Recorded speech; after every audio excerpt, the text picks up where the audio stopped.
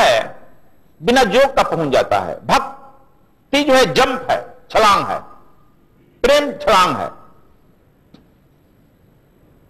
प्रेम किया सो पाया, प्रभु को पाया। प्रेम किया तो प्रभु को पाया, नानक ने भी कहा, प्रेम जो किया वो प्रभु को पाता। कबीर साहब कहें प्रेम न बाड़ी उपजे, प्रेम न हाट बिकाए, राजा प्रजा जय रुचे, शीश दे ले जा। शीश मैंने तुम्हारे अहंकार, अहंकार नहीं छूटता, उसको देना ही पड़ेगा। प्रेम जो है जंप है, सीधे छलांग लगा जाएगा, प्रेम भक्ति में छलांग लगा जाएगा। इसको जोग नहीं साधना है।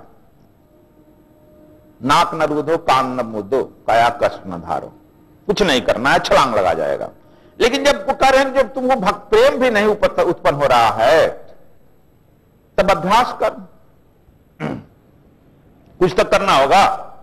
कहते हैं कि यदि अभ्यास करेगा, देखो यदि प्रेम जान गया है तो वह प्रेम श्रद्धा में बदल जाएगा। और श्रद्धा में जब बदल जाएगा तो वह भक्ति जो है वायुवान है, उस पर बैठेगा और सीधे जाकर के भगवान के यहाँ पहुंच जाएगा, तत्काल पहुंच जाएगा। इसमें जो कुछ नहीं करना है। लेकिन प्रेम बड़ा कठिन है। बहुत लोग कहते हैं कि प्रेम नहीं उत्पन्न होता है। और देखो, जो जितना बड़ा आदमी हो जाता है, चाहे वह पद का या पैसा का, दो होता है, पद और पैसा, यानी प्रतिष्ठा और पैसा, यह दोनों जो पकड़ लेता है उसका प्रेम सूख जाता है। उसमें प्रेम की कोई संभावना नहीं है। वह घर पर भी जाएगा, घर पर जाएगा, जो पैसा रखा रहेगा, घर पर जाएगा तो पत्नी से पहले ही से लाल पीला होते चला जाएगा।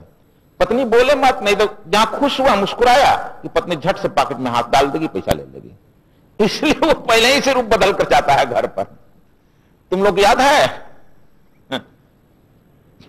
यदि लड़का सामने आ गया, घर पर जा रहा खाने पीने, यदि लड़का लिए, इतना पहले ही रूप बदल देगा कि लड़का कहीं हाथ नजदीक मत आए। बाप मुस्कुराया कि लड़का हाथ डाल देगा पॉकेट में, ले लेगा पैसा। इसलिए जिसके पास पैसा है वह अपना रूप इतना बदल लेता है, सूख जाता है, रूप बदल लेता है या सूख जाता, उसका प्रेम सूख जाता है। किसी भी पैसा वाले को ना अपने पत्नी से प्रेम होता है, ना पुत्र से प्रेम होता है, उसको केवल पैसा से प्रेम होता है। समझ गया? और जिसको पास पद है उसको भी। एक मंत्री जी थे, नाम नहीं बताएंगे, हमारे बहुत नजदीकी थे। एक बार मंत्री पद से हटे, मैं उनके नजदीक गया, मैं पूछा, कहा कि आपको कैसा लग रहा है? उसके 2-4 दिन बाद खूब बिगड़े, चलिए चलिए हटिए यहां से, तो हम आपको बहुत मानते हैं, महात्मा जब मानते हैं, आप हमको जले पर नमक छिड़कने आए हैं। हमको हम कहीं हंस भी रहे हैं, हम कहीं हंस नहीं रहे हैं, हम अनुभव एक डायरी लिखते हैं। हमारे से उम्र में पद में भी बड़े लगते थे, हम कहेंगे हम डायरी लिखते हैं, अनुभव हम लिखना चाहते हैं। कहा कि अच्छा तो ये शांत हो जाएंगे, फिर मैं पूछूंगा। सब लोग चले गए, बैठे थे, कहा कि अच्छा अब जरा बता दीजिए कि हटे हैं तो कैसा लग रहा है? कहा कि नहीं मानते आप, हमको हलाल करके मारना चाहते हैं। हम कहने कि नहीं, अनुभव अपना बता दीजिए। जानते हैं क्या कहे? कहा कि अब एक ही बात में सुन लीजिए, फिर मत पूछिएगा। 12 लड़के हों, 12 लड़के आईएएस हों, अब 12 लड़के आईएएस के साथ बाप के आज्ञाकारी हों, हमारे आज्ञाकारी हों, मैं जो कहूं उस दिन ही खड़े रहें। अब 12 एक साथ मर जाएं और कहा जाए कि आप 12 लड़कों को मैं मार रहा हूं, मंत्री पद दे रहा हूं, तो मैं कहूंगा मंत्री पद दे दो, 12 लड़कों को मार दो। बाप रे बाप, इतना बड़ा। देखो अब सब, देखो हम सब कोई चीज प्रैक्टिकल हम पूछते हैं, जानते हैं, हर चीज में पीछे दौड़ता हूं, तब मैं कहता हूं, हवा में नहीं कहता हूं। इसीलिए कहते हैं विज्ञान का विद्यार्थी प्रयोग में रहता है। बाहर जो प्रयोग कर लेगा तो अंदर भी कर लेगा, बाहर तुम प्रयोग नहीं किया तो अंदर करने में बड़ा कठिनाई हो रही है तुम लोगों को। हम समझ गए कि यह पद है, प्रतिष्ठा, उसके लिए सबसे बड़ा पद और प्रतिष्ठा है। न लड़का है, न लड़की है, न कोई, कुछ भी नहीं। उसी तरह से पैसा जिसके पास हो गया, तुम लोग पैसा चाहते हो, पैसा हो जाए, पैसा यदि हो जाएगा तो तुम्हारे लिए कुछ भी प्रेम नहीं रह सकता है।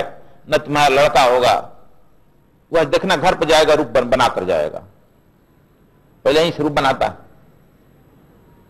कि लड़का कहीं पैसा न मांग दे, पत्नी पैसा न मांग दे। अब देखो यहां पर लोग पैसा वाले कुछ होंगे, सुना गुडला, समझ गया? इसलिए इन लोगों के पास प्रेम नहीं होगा, तब इन लोग क्या कराएं, तब इन लोगों को बाबा के आश्रम में आए, साधना करें। लेकिन जानते हो साधना में कहा है कि देखो साधना कितना फीस लगेगा, तो वो पहले आकर आश्रम में हला करते हैं। वाह, ये कैसा धर्म, ये कैसा बाबा, नहीं ये हमको पसंद नहीं है। धर्म में भी पैसा लगता है, धर्म में भी पैसा लगता है, ये पहले ही हला करते हैं। अरे यार किसमें लगेगा? तुम स्कूल में जाते हो, पढ़ाते हो, क से कौआ कहते हो और उसका ले लेते हो 50,000 रुपया महीना, उसमें लगता है। आज जो लोगों को तुम पढ़ाते भी नहीं, खैनी पीट के चले आते हो, उसमें लगता है। यह धर्म तुम्हारा आमूल चूरोमल पर जीवन का परिवर्तन है, इसमें कुछ नहीं लगता है। तो नहीं नहीं, ये ढोंग मालूम हो रहा है, धर्म में पैसा। जो पैसा को पकड़ लिया है बच्चा, उसे प्रेम नहीं होगा, उसकी जिंदगी में प्रेम नहीं है। यह बात तुम लोग समझ लेना। पद और प्रतिष्ठा वाले लोगों के इर्द गिर्द तुम लोग घूमेगा तो समझेगा हमको प्रेम मिल जाएगा। प्रेम की संभावना नहीं है, इसलिए कह रहे हैं कि उनको अभ्यास की जरूरत है, अभ्यास कराओ। कहते हैं कि देखो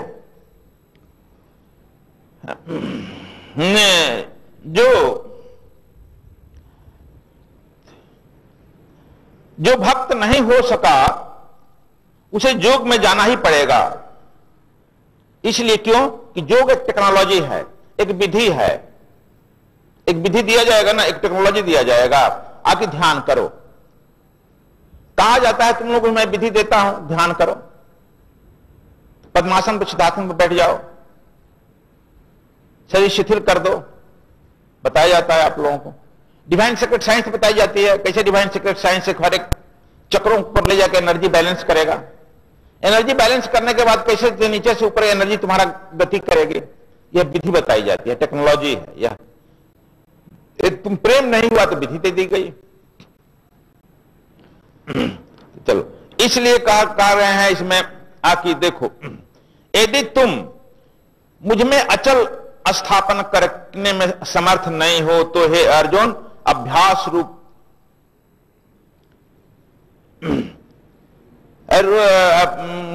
योग के द्वारा मुझको प्राप्त होने के लिए इच्छा कर। और इस अभ्यास में सगुण में लोग कहते हैं प्रभु के नाम का गुणगान करो, श्रवण करो, कीर्तन करो, मनन करो। और योग में अभ्यास में कहता है कि श्वास का द्वारा अजपा जाप करो, या तुमको जो विशेष विधि भी बताई जाती है उसके द्वारा अपना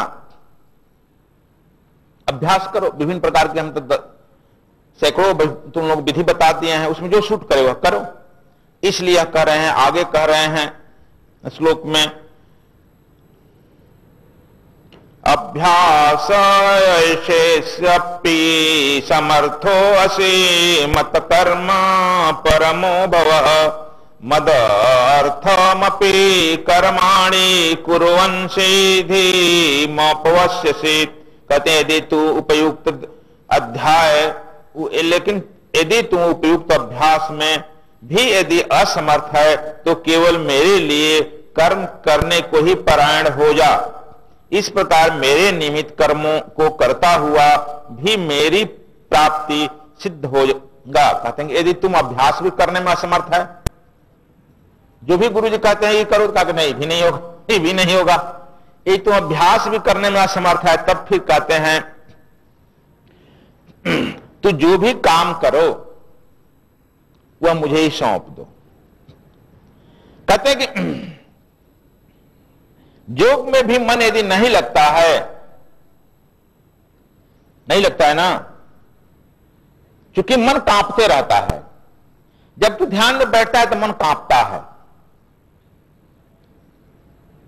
मन कभी स्थिर रहता नहीं है। जैसे समुद्र का लहर है, स्थिर रहता नहीं, मन कांपता है, शरीर कांपता। इसलिए कहा कि शरीर को तो स्थिर कर लो। बहुत लोग शरीर में भी देखो इस तरह से बैठते हैं, इस तरह से बैठते। तुम लोग बैठा है तो शरीर स्थिर नहीं बैठा है ना, शरीर भी स्थिर नहीं बैठा। जो पतंजलि शुरू ही करता है स्थिर आसनम, स्थिर सुखासनम, शरीर जो है बिल्कुल स्थिर हो जाए, पत्थर के मूर्ति की तरह, न हिले न डूले।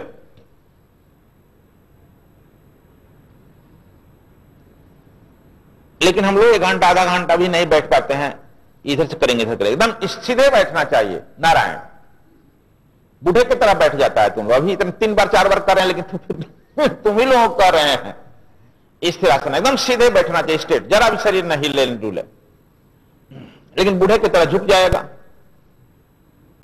रीढ़ की हड्डी जहां झुकी कि तुम्हारा एकदम ध्यान असंभव है, एनर्जी रिवाइव हो जाएगी, मैं दीक्षा में बताता हूं, और बुद्धि तुम्हारी धूर्त हो जाएगी, एक कुबरी पूरे देश को नाश कर देती है।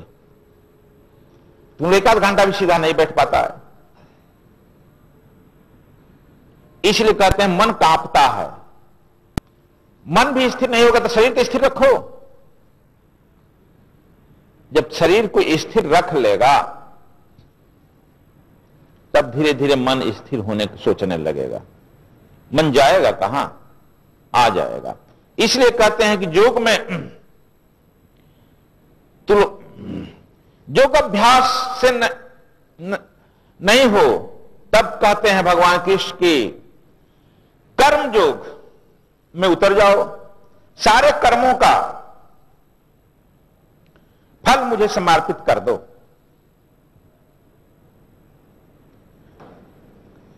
कहते हैं कि सारे कर्मों को यदि नहीं हो रहा है तो असमर्थ हो तो कर्म करने के परायण हो जाओ, मतलब स्वार्थ त्याग कर परमेश्वर के आश्रय ले लो और परम गति निष्काम भाव से, प्रेम भाव से काम करते रहो। जैसे पतिव्रता औरत पतिवरायण होकर के काम करती है, उस तरह से तो मान लो भगवान को, या तुमको आश्रम में, आश्रम का देखो कई बार तुम लोग कहे केवल स्थिति यही है, गुरु वहां इर्द गिर्द कहीं ना कहीं होता है आश्रम में, उसकी उपस्थिति रहती है, लेकिन तुम लोग हरदम उपस्थिति सामने बात करने के फेरे में रहते हो। जो आदमी जिस गुरु से जितना बात करेगा समझ लो कि उतना ही वह ध्यान को उपलब्ध नहीं होगा, उतना ही वह रिजेक्ट हो जाएगा। समझ गया? बहुत दौड़ तुम सोचता कि नहीं बात कर लेंगे, बात वह गुरु के भी मन से उतरता है। अब परमात्मा यदि मिल जाए तो केवल उसे बात करेगा। सूर्य निकल गया सुबह, सूर्य से बात करेगा, काम में लग जाता है।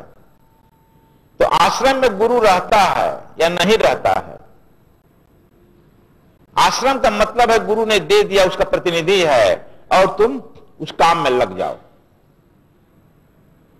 वह देखता है, चाहे कहीं भी रहे, उसे आते आते बता देगा, आश्रम का एक कण बता देगा, यह काम हुआ, यह काम हुआ, यह हो रहा है, वह उसी की सेवा है। और वह समझ कर यह काम करो कि मैं नहीं, यह गुरु के आदेश से काम कर रहा हूं। किसके लिए कर रहे हैं? उनके लिए कर रहा हूं।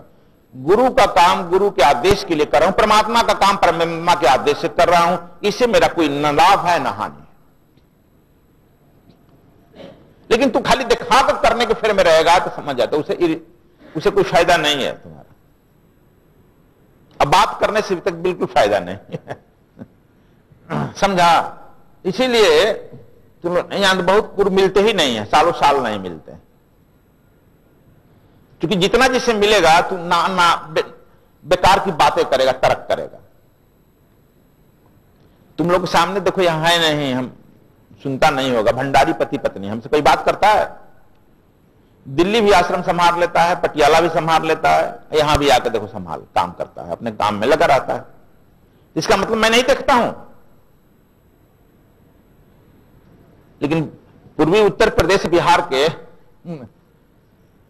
काम नहीं करे, केवल बात करने में रहेगा। गुरुजी मिल जाए, बात करे, चाटे थोड़ा, उसे कोई संबंध नहीं है। मान लो कि 1000 जगह आश्रम बन गया, कम से कम हम लोग 15-20 जगह तो बन गया। 15-20 जगह हम हैं नहीं है, संभव नहीं है। लेकिन सब अपने में लगा है। और कृष्ण जो है पूरे सृष्टि में चारों तरफ सब आदमी के सामने रहेंगे। यदि रह जाए तो कृष्ण का नोचा जाए एक बात। लेकिन कृष्ण का मंदिर तो बन गया, चारों आश्रम तो बन गया। तो ये वह इसीलिए कह रहे हैं तुम जो कर्म करो और कर्म को जो है सौंप दो। देखो ये भी बहुत और कर्म कर दिखाने के लिए करते यह भी कह रहे हैं कि देखो सौंप दो। सुन लीजिए आपके लिए भी, चाहे वह परमात्मा गोविंद कहीं काम भेज दे, कहीं दे दे। इसीलिए हमारे यहां सन्यास में इसी कृष्ण की उक्ति के अनुसार ही हम लोग रखे हैं। सन्यास दे दिया गया, किसी को कहीं भी किसी भी समय भेजा जा सकता है, उसमें पैरवी नहीं लगती है।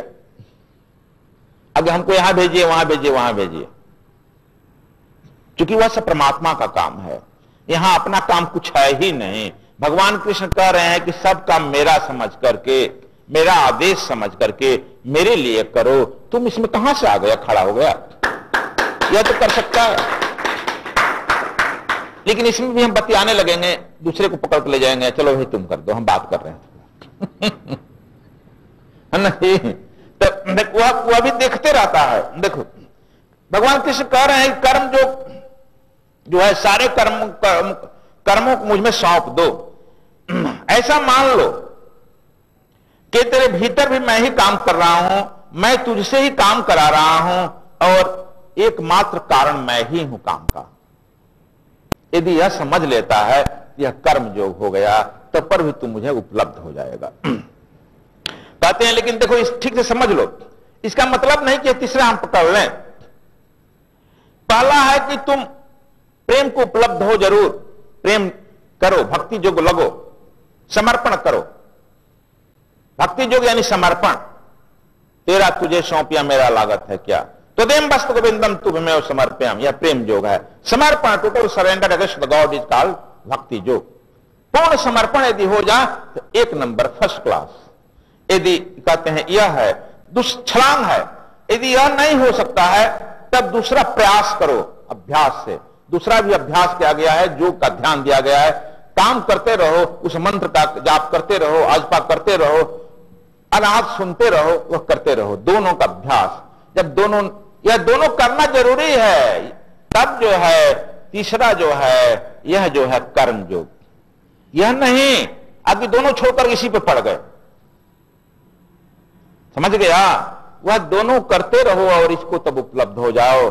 जैसे पहले हम लोग रोगी को दिखाते हैं, का एलोपैथिक डॉक्टर दिखाते हैं, एमबीबीएस डॉक्टर को खोजते हैं, एमडी को खोजते हैं, और उसके स्पेशलिस्ट को दिखाते हैं एमबीबीएस। उसके बाद जब वो ठीक नहीं होता तो कहें चलो अच्छा आयुर्वेद में दिखाओ। उसके बाद भी नहीं होता है तो कहां चलते हैं तीसरा, चलो अच्छा होम्योपैथिक में दिखाओ। होम्योपैथिक में जब ठीक नहीं हुआ तब क्या कहते हैं, अब मरना ही है यार, चलो अब नेचुरल पैथी में दिखाओ। नेचुरल अब चलो कुछ मरना ही है तो तीनों पर दाव लगा देते, तो कुछ चला नहीं है। इसका मतलब यही नहीं कि डायरेक्ट वहीं चले जाओ, दिखाना है चारों को। समझ गए? इस तरह से सिस्टमेटिक सोचिए। लेकिन यह मत समझ, बहुत लोग सोच लेते हैं कि नहीं, हम बहुत लोग आते हैं हमारे यहाँ, कहते हैं गुरु जी हम कर्म योग करते हैं, दुकान पर बैठे रहते हैं, कपड़ा बेचते हैं, कर्म योग करते हैं। यह सब उसका बहाना हो गया। कहे कि हम दुकान पर बैठते हैं ना, अपना काम करते हैं, यह तुम्हारा बहाना हुआ। यह कोई लड़का पढ़ नहीं पाया तो कहे गुरु जी हम क्या करें, हम ध्यान करते रहते हैं। यह बहाना यह नहीं चलेगा, इसलिए हम बता दें। इसलिए कृष्ण सिस्टमेटिक तीनों का नाम लेते हैं, और किसको पहले दूसरा तीसरा कहते हैं ऐसे समझते जाओ। यानी कि उसको कर लो, इसमें सधो, इसको करो, इसको सधो, और तब जो है जो भी काम करो, यानी तुमको युद्ध करना है, अर्जुन के लिए बता रहे हैं युद्ध करना है, वह युद्ध मत सोचो कि तू कर रहा है, युद्ध समझ लो कि मैं कर रहा हूं, तुम युद्ध मेरे लिए कर रहा है, युद्ध का हार और विजय जो है मेरा होगा, तुम निश्चिंत हो रहो। इसलिए वह कृष्ण को समझा, अर्जुन को समझा रहे हैं, तुम भी उसको इसी प्रकार से समझ लो अपने ऊपर। कह रहे हैं कि इसलिए तीनों को ठीक से समझ लेना होगा। कहते हैं कि प्रेम में असफल हुआ तो अभ्यास में चले आओ, और घने आदमी प्रेम में असफल, समझ गए?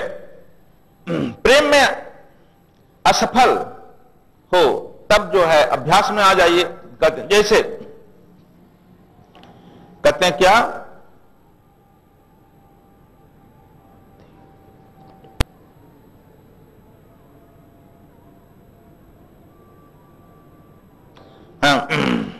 देखिए प्रेम के बारे में हम बहुत बार बोल चुके हैं। जहां शरीर से शरीर का आकर्षण होता है, शरीर का शरीर का आकर्षण होता है ना, ज्यादा यही होता है। वहां मैं दीक्षा में भी बता देता हूं, कई बार बता चुका, जहां शरीर का शरीर का आकर्षण होता है वहां काम है, वासना है। जहां मन से मन का अट्रैक्शन पैदा होता है वहां प्रेम होता है, और जहां आत्मा से आत्मा का संबंध हो जाए, प्रेम हो जाए, नजदीक हो जाए, आकर्षण हो जाए, वहां श्रद्धा जागृत होती है और भक्ति में परिणित हो जाती है। इसे इसको ठीक से समझ लो। दो शरीरों के बीच में वासना पैदा होती है, दो मन के बीच में प्रेम पैदा होता है, दो आत्मा के बीच में जो पैदा होती है, दो आत्माओं के बीच में पैदा होती है, वह जो है श्रद्धा है। और श्रद्धा ही भक्ति में बदल जाएगी। कहते हैं भक्ति दो आत्मा के बीच में प्रेम पैदा होगा।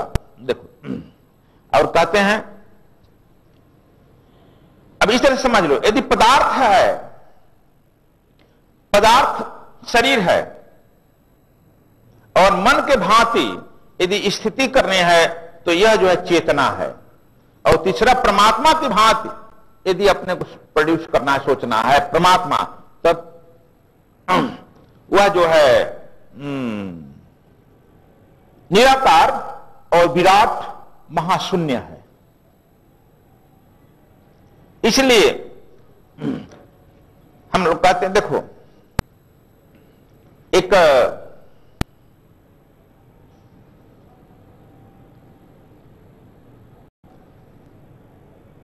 दुकान यदि चला रहा है तो कोई कह रहा है, दुकान पर कह रहे थे, दुकान यदि चला रहा है तो समझो कि गुरु जी का ही दुकान चला रहे हैं, उनके आदेश से चला रहे हैं। लेकिन दुकान जब दिवालिया हो जाता है ना, घाटा लग गया, तो कपाल कितने लगता है, तो बड़ा हमको घाटा लग गया, क्यों गुरु जी का हमने सोच लिया। तब तुम उसमें भी आनंद रहो, कहो कि गुरु जी दिवालिया हो गए, परमात्मा दिवालिया हो गया, तुमको कुछ में क्या लगा है। जो सरकारी नौकरी जो करता है लोग, देखो सरकारी नौकरी वाले पीछे बैठे हैं, उनको चिंता रहता है सरकार दिवालिया हो जाए तो उनको पैसा मिलता ही, इसलिए बड़का सरकार मान लो, परमात्मा है बड़का। कहा था कि जब दिवालिया होगा, परमात्मा दिवालिया हो गया, निश्चिंत रहो। यदि घाटा फायदा हो गया तो कहो परमात्मा को फायदा हो गया। फायदा होने पर हम लोग समझ लेते हैं। एक पंडित जी थे, अमित पंडित, वाटिका लगाया आश्रम में, बहुत समझा, फूला वाला खूब पटा। कोई आकर पूछता था, कहता कि देखो हम वाटिका में मेहनत किया है ना, तो हमने मेहनत किया है, हमने खाद दिया है, देखो वाटिका लगाए। एक दिन आकर गाय चरने लगी, वाटिका चर दी, दौड़ा, खूब लाठी से पीटा, संजोग से गाय गई मर। एक पंडित आकर पूछा, क्या मैं गाय को मार दिया, मर गई? कहा मैं क्यों, मैं मारने वाला कौन होता हूं, परमात्मा मारा। जानते नहीं हो, इस सृष्टि में एक पत्ता भी बिना परमात्मा की इच्छा का नहीं बोलता है। और हाथ हमारा अपनी इच्छा से उठेगा? हमारे मारने से एक पत्ता नहीं टूट सकता है, गाय मर सकती है, परमात्मा की इच्छा थी, मार डाला। मैं तो माध्यम था, मेरा उससे लेन देन नहीं। अच्छा, वह पंडित जो था, आम फरा हुआ था, आम होते तोड़ने लगा। कहा क्यों तोड़ा? तुम्हारे लिए मैं आम लगाया हूं। मूर्ख कहीं का, इतना मेहनत किया है, गर्मी में पानी डालना, तुम्हारे लिए लगाया हूं, मेरे सामने तोड़ रहा है। कहा कि यार अभी तुम बोला कि गाय को मैं नहीं मारा हूं, परमात्मा मार रही है। बिना परमात्मा की इच्छा का नहीं हो सकता है। और हम आम तोड़ रहे हैं, तुम तो कह रहे कि मैं लगाया हूं, मैं पानी दिया हूं, मैं सिंचाई हूं, तुम कहां से आ गया? ये भी तो परमात्मा लगाया होगा, परमात्मा ने फरा होगा। अब कोई परमात्मा तोड़ रहा है तो तुम इसमें बीच में कहां से आ गया? पकड़ में आ जाता। हमारा यह अहंकार है, जहां हम फायदा देखते हैं वहां हम आ जाते हैं, है ना जी। और जहां घाटा देखते हैं परमात्मा को ला देते हैं। तो भगवान कृष्ण कहते हैं कि नहीं, इस दोनों में तुम मत फंसो, तुम दोनों से मुक्त हो जाओ, मुझे ही दे दो, दोनों मुझे ही समर्पित कर दो। अब कह रहे हैं, तीसरा श्लोक में चल रहे हैं, अथ एव तद शक्यो अस्मै कर्तुम म उद्योगमाश्रित सर्वकर्म फल त्याग तथा कुरु यत आत्मवान। यदि मेरी प्राप्ति रूप योग से आश्रित होकर उपयुक्त साधन को करने में भी तू असमर्थ है, तो मन और बुद्धि आदि पर विजय प्राप्त करने वाला होकर सब कर्मों का फल ही त्याग कर दे। अब कहते हैं कि तू यही कर्म भी मेरे लिए नहीं कर सकता है, तब कहते हैं लास्ट में जो कर्म का फल, कर्म मान लो कि तुम करो, एक एक उपाय बताते जा रहे हैं। जो कर्म का फल होता है वह मुझे तो दे दो। जो फल अच्छा हो रहा है बुरा हो रहा है उसको फल तो दे सकता है। मान लो कि हाँ तू कहो कि हम वाटिका लगाए हैं, कहो कि हम गाय रोज पाल रहे हैं, गाय हमारी, ठीक, लेकिन गाय का जो दूध है तो दे दो। बड़ा गड़बड़ है, कर्म का फल तो कहते दे दो भाई, कर्म का फल तो भविष्य में है। तो कहे बड़ा कृष्ण चढ़ा के मार दिया। फिर यदि कर्म का फल भी तू दे देता है, अर्पित कर देता है, तो ऊपर भी तुम कहते हैं कि मुझे प्राप्त हो जाते हो और मुक्त हो सकते हो। देखो हम लोग का मुल्ला नासरुद्दीन का नाम सुना है, कर्म का फल। अपने लड़के का शादी कर रहा था एक बार, कहा अपने लड़के को बुलाया, नसरू मैं तुम्हारा ताकिया से शादी तय कर दिया, तुम्हारा क्या विचार? इस नगर का सेठ जो है ना सुल्ताना अहमद, कहां उसकी लड़की जानता है ना? कहां जानते हैं पिताजी। लेकिन क्या लेकिन क्या, इस नगर के सेठ की इकलौती लड़की है, कोई लड़का नहीं है। तुम्हारा धन्य भाग्य हो, कुछ समय शादी तय कर दिया। कहा कि पिताजी वह कम सुनती है। कहा कि पगले तुम्हारा भाग्य है कि कम सुनती है, तू कितना गाली देते रहेगा वो सुनेगी नहीं। तुम्हारा भाग्य है ना, इसमें तेज समझो अपने को, तुम्हारा भाग्य खुल गया, दरवाजा खुल गया, तुम बोलेगा पटांग बोलेगा उधर। कहा अरे पिताजी जरा उसको कम दिखाई भी पड़ता है। कहा पगला तुम्हारा और भाग्य खुल गया। तुम्हारी पत्नी बैठे रहेगी, जो मन है सो करते रहो, वो देखेगी नहीं तुम्हारा। और देखो मैं तो चुप गया, तुम्हारी मां से जो शादी किया वो देखती भी है, सुनती भी है, हमारा नाक लग गया, दिन में झगड़ा करती है। कहा कि पिताजी बोलने में भी हकलाती है, थोड़ा सुने हैं कि। कहा कि और थोड़ा भाग ना, देखो तुम्हारी मां हकलाती नहीं, दिन में झगड़ा करती है ना, अब वो जब कम बोलेगी ही तो तुमको जितना मन है तरफा बोल, ये भी फायदा है। कहा कि ठीक तो पिताजी है, लेकिन निकाह लेकिन हमसे 20 साल उम्र में बड़ी है। अब हमारा उम्र पिताजी 20 साल हो रहा है ना, कहां उसका पता लगाए हैं कि सुल्ताना की उम्र 40 साल है। कहा और फायदा। अरे पगला जानता नहीं है मोहम्मद साहब का उम्र 42। मोहम्मद साहब जिसे शादी किए वो 42 साल की थी, अब मोहम्मद साहब 22 साल के थे। तो तुम पैगंबर की हाल हो रही तुम्हारी, तुम पैगंबर हो गया ना, और तुम्हारा भाग खुल गया है। अंतिम मैंने वह तर्क से तुम तो अपने कुछ भी साबित कर लेगा। मुल्ला जो है अपने लड़के को तर्क से साबित कर लिया। अब कहा कि पिता जानते नहीं है, इस नगर की सबसे वह कुरूप बेडौल डौल की लड़की है। कहा कि तो सोना में सुगंध हो गए रे पगले। तुम्हारी पत्नी को किसी का आंख ही नहीं लगेगा। ये तो और बढ़िया हो गया बात। तब कहा कि ठीक है पिताजी, आपको जो इच्छा हो वही करिए, मैं क्या कर सकता हूं। आगे बा सावस बेटा, यदि पुत्र होना तो होना चाहिए तो ऐसा होना चाहिए पिता का आज्ञाकारी। मैं फाइनल कर दूं शादी ना, ऐसा नहीं मिलेगा, नहीं तुम्हारे जन्मों जन्म का भाग उदय हो गया था, ऐसी शादी मिल रही है। हाँ तो हम लोग जो है अपने मन से हर चीज तय साबित कर लेंगे जी। पता नहीं तुम लोग पिताजी का जन से तर्क करके सिद्ध किए हैं कि नहीं किए हैं, लेकिन वह कर लेते हैं लोग, अक्सर चढ़ाक हो जाते हैं। देखो कहा कि सभी काम परमात्मा कर रहा है, परंतु हमारा अहम मन जो है मानने को राजी नहीं है। अहंकार जो है यदि बुरा हो गया तो हम मान लेंगे परमात्मा ऐसा ही कर रहा है, हमारा भाग्य में ऐसा ही लिख दिया है। अच्छा हो गया तो हम मान लेंगे नहीं मैं बहुत मेहनत किया था, मैं पास कर गया फर्स्ट डिवीजन से, कहा कि मैं बहुत मेहनत किया था। यदि फेल कर गया तो कहा कि भाग्य हमारे साथ नहीं दे रहा, बहुत मेहनत किया था, हमारे से कमजोर गधे गधे लड़के निकल गए।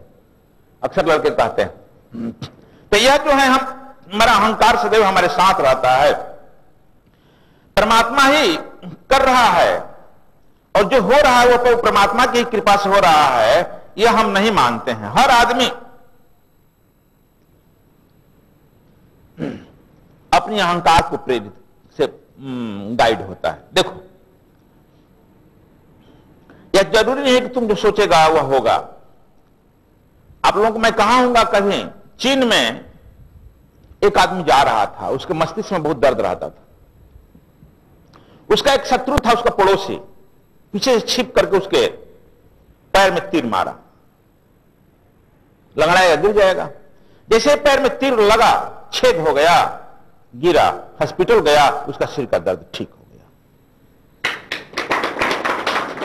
जब चीन में फिर का दर्द ठीक हो, डॉक्टर बड़ा हड़बड़ाए कि इसके पैर में तीर लगने से इसका सिर का दर्द ठीक हो गया। यहां चीन के सारे डॉक्टर हार गए थे, इसका सिर का दर्द नहीं पकड़ पाए। आखिर बात क्या है? अब खोज हुआ, उस खोज पर ही एक पंचर जो है, एक पंचर विधि जानते हैं ना, पंचर विधि जो सुई लगा छेद किया जाता है, उसी पर एक पंचर विधि निकल गई और 1000 पॉइंट निकाला गया। कहां कहां कौन कौन रोग होने के लिए कौन कौन पॉइंट है। वह तो मारा था उसको मार देने के लिए, लेकिन वह हो गया ठीक, और उस पर एक विधि निकल जिसका नाम हो गया एक्यूपंक्चर। क्या कर लेगा? हम लोग बहुत सोचते हैं कि फलाना का हार्म कर देंगे, हानि कर देंगे, तुम्हारे होने से नहीं, फायदा हो जाता है। देखो, हिटलर को बचपन में जब कुआं में डूब रहा था, जो बचाया, और जब हिटलर ने इतना लोगों को मारा दुनिया में, जो बचाया था वो आत्मग्लानि से भर गया।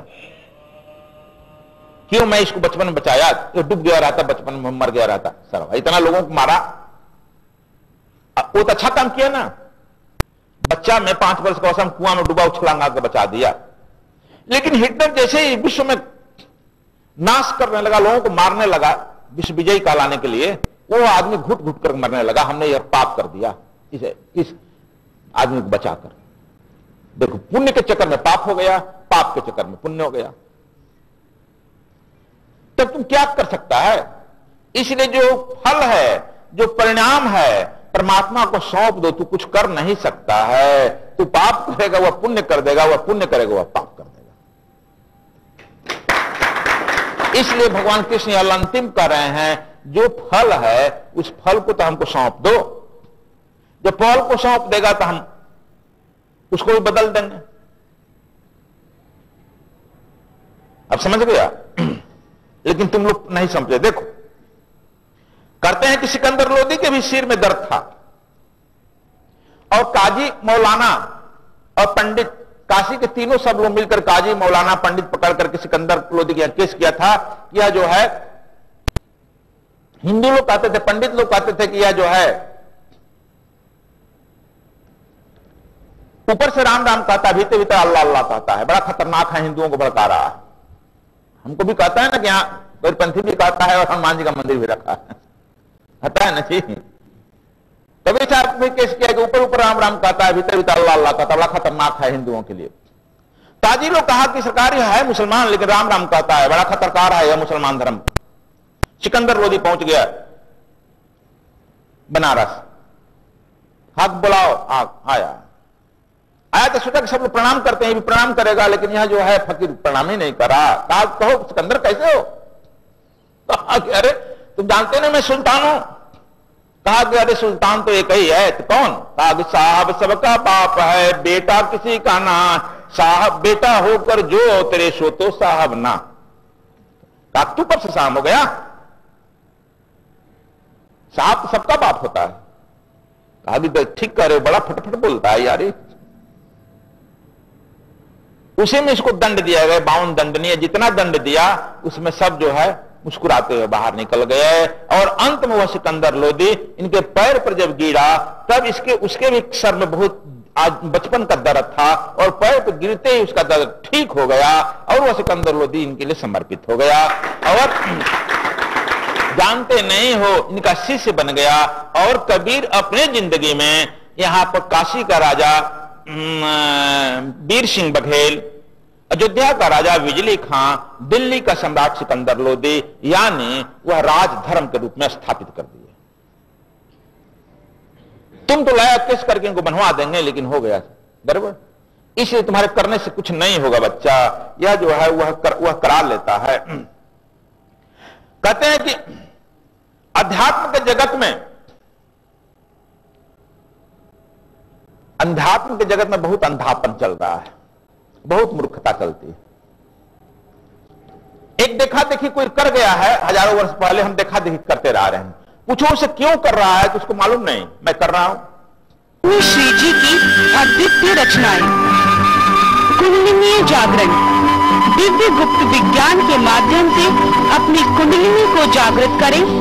देखें, जाने, सचित्र वर्णन है। शिव नेत्र, आपको भी तीसरा नेत्र है। उस नेत्र के खुलते ही इस जगत और उस जगत का सारा पर्दा हट जाता है। रहस्यमय लोक, सूक्ष्म जगत के रहस्यों का आपको देखा वर्णन, आप भी उन लोकों की यात्रा कर सकते हैं। लोक परलोक, यह लोक जितना सत्य है उतना परलोक भी सत्य है। अपने पितरों से मिले। स्वर से समाधि, अपने स्वर के माध्यम से ही समाधि को उपलब्ध हो सकते हैं तथा इस जगत में भी सफलता प्राप्त कर सकते हैं। यंत्र मंत्र रहस्य, अचूक मंत्रों से अपने असाध्य उद्देश्यों को भी साध्य बना सकते हैं। बुद्धों का पद, योगियों की आत्मकथा, इस मार्ग पर चलकर आप कैसे बुद्धत्व को प्राप्त कर सकते हैं, भारतीय मनीषियों ने इसे कैसे प्राप्त किया उसका वर्णन है। कबीर गुरु बसे बनारसी, मेरे राम, मर्यादा पुरुषोत्तम राम ने उत्तर से दक्षिण की यात्रा की तथा परिवार, समाज एवं राष्ट्र के आध्यात्मिक गठन किया। शिव तंत्र, विज्ञान भैरव पर आधारित शिवत्व को प्राप्त करने की कला। एक ओमकार, गुरु नानक देव की जपजी साहब की पौड़ी एक ध्यान की तकनीक है जिसे आप चलते फिरते भी ध्यान को उपलब्ध हो सकते हैं। दिव्य गुप्त विज्ञान, इस विधि से एक दिन में आपके अंदर शक्तिपात के द्वारा सिद्धता उतारी जा सकती है। सांसारिक कार्यों में सफल होते हुए समाधि में उतर सकते हैं। सद्गुरु टाइम, इसके माध्यम से स्वामी श्री द्वारा विभिन्न जगहों पर दिए गए आशीर्वाद वचन के प्रायोजक हैं